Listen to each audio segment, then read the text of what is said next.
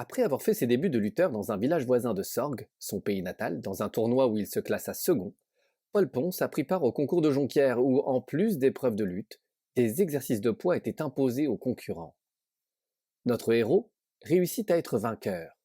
Il y fait la connaissance de deux spectateurs, les célèbres athlètes Bernard Père et Pietro Dalmasso, qui cherchent à l'embaucher comme lutteur. Il résiste et rentre à Sorgues retrouver son père et sa mère avec les 15 francs, prix du tournoi. Afin de ne pas aviver ses craintes, je lui cachai une partie de la vérité. J'évitais de lui dire quelle proposition il m'avait faite de partir avec eux. Oh, rien, dis-je sur un ton qui voulait être indifférent. Ce sont deux hommes qui s'intéressaient au concours parce que, d'après ce qu'ils m'ont dit, ils sont lutteurs de leur métier. Alors ils m'ont déclaré que j'avais bien lutté, et comme il pleuvait, ils m'ont fait entrer à l'auberge avec eux pour m'abriter. Ma mère se contenta de cette explication. Du moins, eut-elle l'air de s'en contenter, car elle n'insista point. Mais je lus sur sa physionomie qu'elle n'était pas complètement dupe de mon mensonge, et pensait à part elle, il y a quelque chose de louche là-dessous, le grand ne me dit pas toute la vérité. Il était tard, nous allâmes nous reposer. Ma mère paraissait encore soucieuse le lendemain matin lorsque je l'embrassai avant de me rendre à la forge. Moi, j'avais passé les premières heures de la nuit sans pouvoir fermer l'œil. Bien que je voulusse éloigner de ma pensée, comme irréalisable à mon sens, la proposition du père Bernard et de son camarade, elle revenait sans cesse à mon esprit. La fatigue l'avait finalement emporté, le sommeil m'avait délivré de cette obsession. Lorsque j'arrivai à la forge, la porte en était close. Le vieux forgeron n'ouvrait plus son nuit de bonne heure. Du temps que les affaires marchaient bien, on frappait sur l'enclume dès la pointe du jour. Il en allait autrement maintenant. Sorgues se développait pourtant avec les moyens de communication qui la reliaient aux localités environnantes plus importantes. Le village devenait un gros bourg, en attendant d'être la petite ville d'aujourd'hui. La forge n'en profitait pas. Elle avait fait son temps, on allait à la ville porter l'ouvrage. Je m'assis devant la porte, dans l'attente du patron, hanté à nouveau par ma rencontre de la veille. J'en étais là de mes rêveries lorsqu'il arriva. Eh bien, grand Paul, il paraît que tu as bien travaillé hier. Tu n'en auras pas tant à faire, ce tantôt.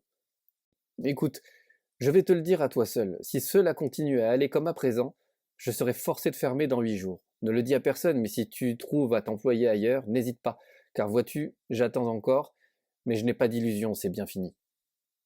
C'est la dernière pelletée de charbon que nous jetterons tout à l'heure dans le brasier. Je me mis à la besogne, sans entrain, l'esprit distrait. Pour ce qu'il y avait à faire, le peu de courage que je possédais était bien suffisant. Le surlendemain, comme je me dirigeais vers la maison, l'heure du déjeuner m'y appelant, je vis au loin, à l'angle d'une petite ruelle, abritées dans l'ombre projetée d'une maison qui dominait toutes les autres, deux silhouettes, que je reconnus immédiatement pour être celles des deux hommes avec qui j'avais bu le dimanche précédent, à Jonquière. Je ne cherchais point, dans ma surprise première, quelle raison les amenait à Sorgues, ce qu'ils y venaient faire, mais de leur présence inattendue, j'éprouvais je ne sais quel sentiment de crainte et de satisfaction mélangés, dont je ne pus me défendre. J'avais envie pour les éviter de rebrousser chemin. Mais ils devaient déjà m'avoir vu, et m'échapper par une rue adjacente ne m'aurait servi de rien, car ils m'eussent vivement rattrapé. Et puis, ils m'attiraient. S'ils venaient à Sorgues, où ils ne connaissaient personne, ce ne pouvait être que pour moi. En quelques secondes, toute la scène du cabaret revint à mon esprit. Je continuai mon chemin, j'allais droit à eux. Quelques pas à peine nous séparaient, lorsque le plus vieux des deux, le père Bernard, s'avança et me tendit la main. Puis, désignant son compagnon qui s'approchait à son tour, il me dit « Eh bien, tu ne nous attendais pas, hein? Je parie que tu nous as même oubliés depuis dimanche dernier. » J'objectai que non, et comme je m'inquiétais du motif de leur présence à Sorgues, le père Bernard de répondre « Nous sommes en Avignon jusqu'à demain. Nous n'avons rien à faire aujourd'hui, alors nous sommes venus ici, tout en nous promenant, et aussi dans l'espoir de te serrer la main. Tu travailles cet après-midi? Oui, je vais à la forge. Il n'y a pas pour 20 sous d'ouvrage, mais j'y vais quand même. Tu n'as pas encore déjeuné? Demanda Pietro. Non, et j'y vais de suite, car ma mère doit attendre depuis un moment. Eh bien, va vite. Et lorsque tu auras fini, avant de retourner chez le forgeron, viens trinquer avec nous à l'estaminet de la mairie, où nous t'attendons. Je mis très peu de temps à déjeuner. Tu es donc bien pressé aujourd'hui, me fit ma mère, surprise par ma préoccupation inaccoutumée. J'ai à terminer une pièce que l'on vient chercher à 1h30. Il faut que je fasse vite si je veux qu'elle soit prête en temps voulu. J'avais à peine fermé la porte derrière moi, en quittant la maison, que je l'entendis s'ouvrir à nouveau, C'était ma mère qui sortait également. Elle avait hâtivement jeté sur sa tête un large chapeau de paille qui n'avait plus ni forme ni couleur, tant les intempéries l'avaient fatiguée. Un tablier de bure grossière qu'elle portait au logis était encore noué à sa taille. La pauvre n'avait point pris la peine de l'enlever, dans sa précipitation de filer derrière moi pour savoir où j'allais, car elle ne croyait pas un traître mot de ce que je lui avais dit. Tiens, tu sors, maman lui demandai-je. Oui, je vais chez la mère Madrassu. Elle habite derrière la forge. Nous pouvons faire route ensemble. J'étais pincé. Il n'y avait qu'un parti à prendre, jouer la comédie jusqu'au bout. Je fis donc semblant d'être tout heureux de la coïncidence qui faisait habiter la mère Madrassu à 2 pas de la forge, et prenant affectueusement maman par le bras, je cheminai avec elle jusqu'à la porte du forgeron. Le sang-froid avec lequel je dissimulai mes intentions rassura complètement la brave femme. Une fois dans la forge, j'épiai ses mouvements. Elle ne prit pas, ma brave mère, la peine de cacher son mensonge. Dès que je fus rentré, elle fit demi-tour et s'en retourna tout simplement par le chemin que nous avions pris, jusqu'à la maison. Elle s'en allait, confiante et naïve, toute rassurée. Je la laissai s'éloigner un peu. Puis, quand j'eus bien acquis la certitude qu'elle ne reviendrait pas sur ses pas, je quittai la forge et ne fis qu'un bond vers l'estaminet.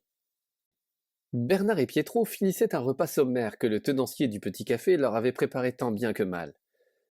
J'avais à peine pris place à côté d'eux que le père Bernard m'entreprit comme il l'avait fait 3 jours auparavant. « Tu as tort de t'entêter, répétait-il, tu as tort. Il n'y a rien de plus à faire pour toi ici. Tu prétends aimer la lutte? Fais-toi donc carrément lutteur. Tu ne seras pas marié avec la baraque pour cela. » J'excipais de mon ignorance du métier, de la crainte où j'étais de n'y point réussir, et à l'appui de mes dires, je citais l'opinion du roulier que j'avais rencontré dans une auberge de la route, et qui faisait si peu de cas de ma valeur. Boniment, boniment tout cela, répliqua le père Bernard, que mon indécision impatientait. C'est bien simple. Demain, nous filons sur Bordeaux. Tu viens nous rejoindre à Avignon avant midi, nous t'emmenons. Si le cœur t'en dit, à 11 heures au café de la place. Non, cela me sera impossible. Plus j'y réfléchis, plus je m'en rends compte. Quitter ma mère du jour au lendemain sans l'avoir préparée à une séparation qui la consternera, il n'y faut point songer. À ta guise, il faudra bien qu'un jour ou l'autre tu quittes Sorgues. C'est reculer pour mieux sauter, voilà tout. Nous nous serrâmes la main sur le seuil du cabaret, ils s'éloignèrent nonchalamment, et je les perdis de vue. Je quittai la forge de bonne heure. Pour ce que j'y avais fait, j'aurais aussi bien pu me dispenser d'y aller. J'avais hâte de rentrer chez moi. Tout le jour, un tas de projets s'étaient bousculés dans ma tête. Tous n'avaient qu'un but, le moyen de catéchiser ma mère, de telle sorte que mon départ, car j'étais cette fois bien décidé à partir, lui parut une chose acceptable, et qu'elle puisse s'y résoudre sans trop s'abîmer dans la douleur. « Comme tu reviens tôt aujourd'hui, Paul, dit-elle, toute surprise en me voyant. C'est vrai, mais je n'ai rien à faire à la forge. Je n'ai aucune raison pour y rester. Je tournai dans la pièce où nous nous trouvions, allant d'un coin à l'autre, ce qui n'était pas long, ne sachant pas si j'allais immédiatement dévoiler mes intentions à ma mère ou attendre que le père fût revenu. Je pensais qu'il valait mieux ne point attendre. Oui, mais comment aborder le sujet? Dire brutalement « je pars parce qu'une vie nouvelle m'est offerte qui me séduit par l'avenir plus large qu'elle semble m'ouvrir » Excipé de la fermeture imminente de la forge, m'impliquant l'obligation de quitter Sorgues pour aller exercer mon métier au loin, là où l'on pourrait offrir de l'ouvrage à mon activité, mais encore, cette dernière hypothèse comportait-elle des aléas très grands? Chercher de l'ouvrage où? En courant d'une ville à l'autre avec à peine quelques sous en poche, qui eussent constitué tout mon avoir, pour subsister jusqu'au moment où j'aurais enfin trouvé à me caser?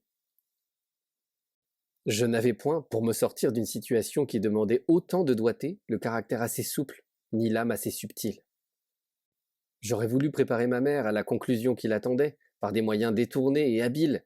Je ne savais point comment m'y prendre, et je fus vite persuadé qu'il me fallait renoncer à cette manière de procéder pour laquelle il me manquait le tour d'esprit nécessaire. Je choisis un moyen terme, une demi-brutalité jointe à une demi-adresse, et je rassemblai toute mon énergie. Comme maman s'approchait du petit poêle blotti dans un coin de la pièce, pour voir comment mijoter notre soupe du soir, je l'arrêtai d'un geste, et l'invitant à s'asseoir car je prévoyais que la discussion serait longue, je me décidai. Je ne crois pas, ma mère, que je retournerai à la forge demain. La maison périclite chaque jour au point d'en être aujourd'hui réduite à rien. Le forgeron me l'avouait encore hier. Il n'était pas nécessaire qu'il me le dise, je m'en étais aperçu. Ce que je ne supposais pas, c'est une chute si prochaine. Or, elle est imminente, dans quelques jours. Demain peut-être, qui sait. La maison sera close faute de travail pour la faire vivre. Ton père le sait? Interrompit ma mère. Non, je ne lui ai point dit, pas plus qu'à toi, afin que vous ne vous tourmentiez pas. Mais maintenant le fait est accompli. Ou s'il ne l'est pas, c'est comme s'il l'était. Je n'ai plus à vous le dissimuler. Que vais-je faire désormais? Je pris un temps, puis j'abordai le côté brûlant de la question. Il faut que dès demain j'aille chercher du travail ailleurs, fût-ce loin de Forges. Oh, Ma mère ne me laissa pas achever. Loin d'ici, non. Non, Paul, non. Tu peux te louer dans une ferme voisine. J'en sais proche d'ici, où tu te caseras immédiatement. Mais, mère, répliquai-je du tac au tac, y songes-tu? Le travail de ferme, c'est le servage sans fin. J'ai dans les mains un métier, je suis forgeron. Je puis y gagner ma vie en conservant une indépendance illusoire peut-être, mais qui m'épargne une domesticité à laquelle je ne pourrais m'habituer. Ma mère n'eut pas la force de répondre à cet argument que je lui opposais.